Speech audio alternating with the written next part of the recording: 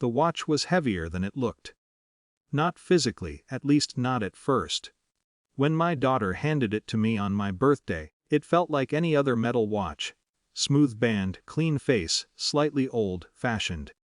The kind of design that tried to look timeless. She was smiling the whole time I unwrapped it. "I found it in a little shop," she said.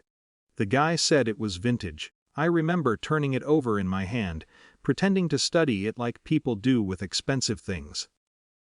Truthfully, I didn't know anything about watches, but I could see the care she had taken choosing it.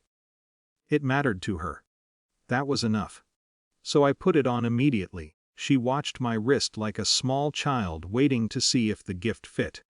When the clasp clicked shut, she looked relieved in a way that made the moment feel larger than it was. "Looks good on you," she said. I wore it to work the next day. My job is quiet.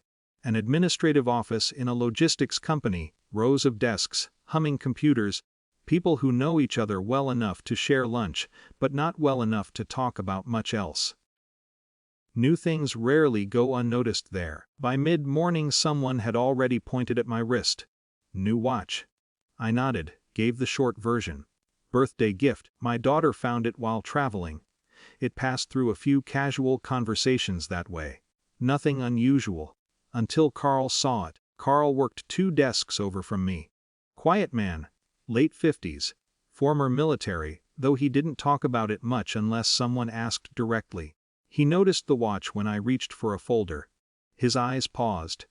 Then he leaned closer. At first I assumed he was admiring it the way others had. But his expression shifted quickly. The kind of shift you don't expect from something as harmless as a watch. He asked if he could take a closer look. I unclasped it and handed it over. He held it in his palm longer than necessary, turning it slowly, studying the back plate, then the side buttons. His face lost color in a way that didn't feel theatrical. Just quiet, genuine surprise. He handed it back, then leaned toward me so no one else would hear. "You need to call the police," he whispered. I thought he was joking. There was no smile though, just a strange seriousness. "Why?" I asked lightly. He hesitated, clearly choosing his words. "That watch," he said quietly, "looks like a modified military timer." I blinked. What?" He glanced around the office. "In certain devices," he said carefully, "timing mechanisms were sometimes disguised as watches. Not common. But the layout on this one." He didn't finish the sentence. Instead he said something that stayed with me longer than the explanation. "You should have someone look at it." There was a long pause between us. Part of me wanted to laugh again. The idea sounded ridiculous. My daughter had bought it from a small antique shop, not some underground military market. But Carl wasn't the kind of man who invented dramatic stories. Still, reacting in that moment would have made the whole office curious. So I kept my voice calm. "Probably just a vintage design," I said. He didn't argue. But he also didn't look convinced. I put the watch back on my wrist. Then I stood up, grabbed a stack of papers, and walked away like the conversation had meant nothing. For the rest of the day, though, I could feel Carl watching the watch. Not in a paranoid way. Just thoughtful. The first night after that conversation, I took the watch off and placed it on the kitchen table. I told myself I was just being cautious. The truth was simpler. Carl's reaction had unsettled me. I picked it up again and turned it over. The back plate had a serial number etched into the metal. I hadn't noticed that before. The buttons along the side were slightly thicker than most watches I'd seen.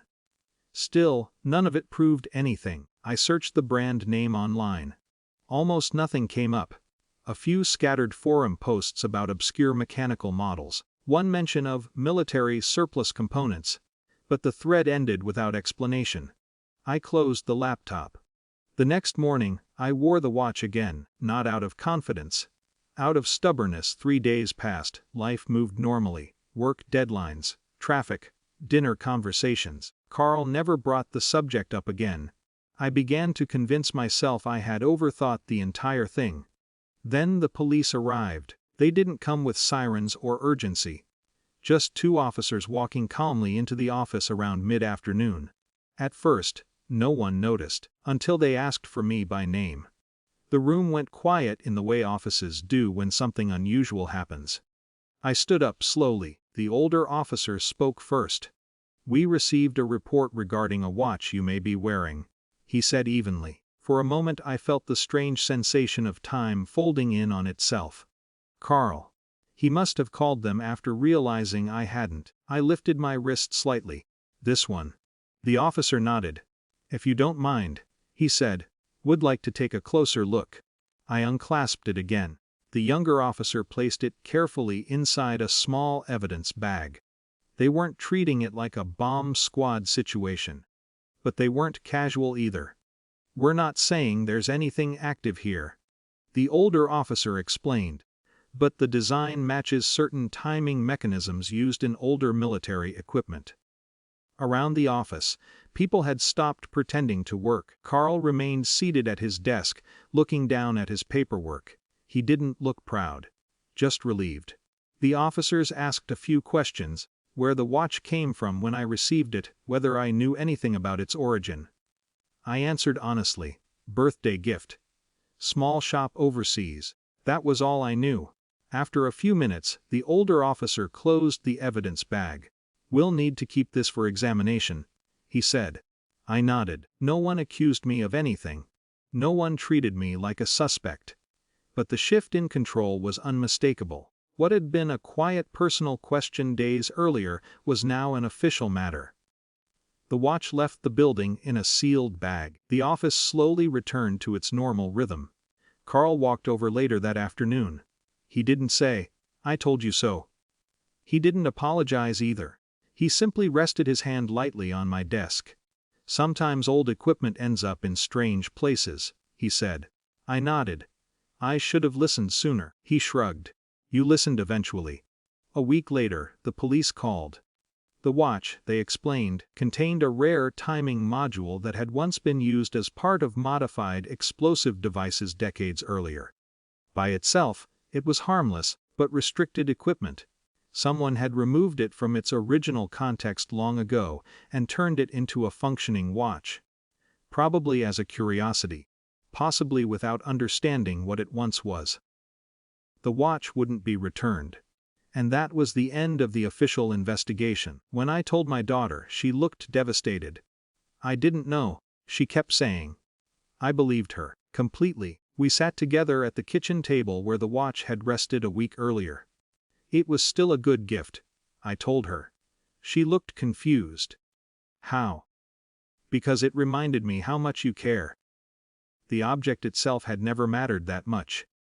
What stayed with me longer was something else. How easily I dismissed a quiet warning. And how close small misunderstandings can come to becoming real problems. Sometimes love gives you a gift. Sometimes it also gives you a lesson. This one happened to come disguised as a watch.